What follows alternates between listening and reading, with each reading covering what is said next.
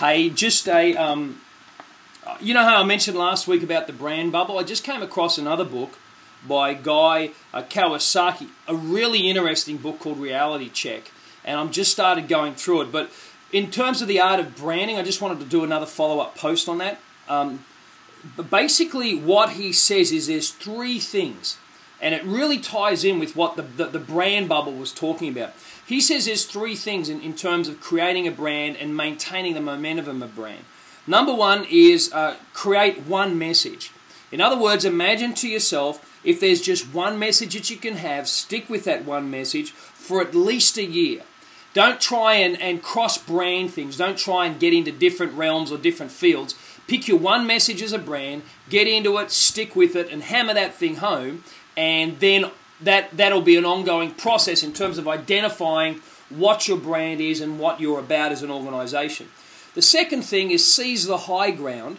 Establish your brand on a positive ground. In other words, let it make meaning. Let people see and understand that it's doing good. It's changing the world. It's making people happy. It's here for the best of you, meeting your needs. Make sure it seizes the high ground, that it just doesn't come across as, oh, look, we're just selling another product. And the third thing is, and his words were, speak English. Now, he's not talking about speak the language of English, but make sure that to whomever you're communicating to them in the language that they're familiar with. And so often it's a little bit like you go into a computer shop and you talk to the computer geek. You know he doesn't know what he's talking about if you can't understand it. Because a person who does know what they're talking about is able to communicate that knowledge in such a way that the listener can perceive it and understand it.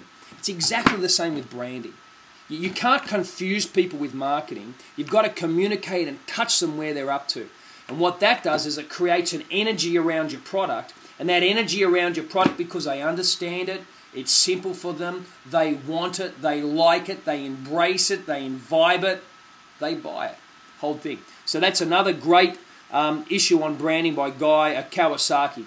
Great book, great guy.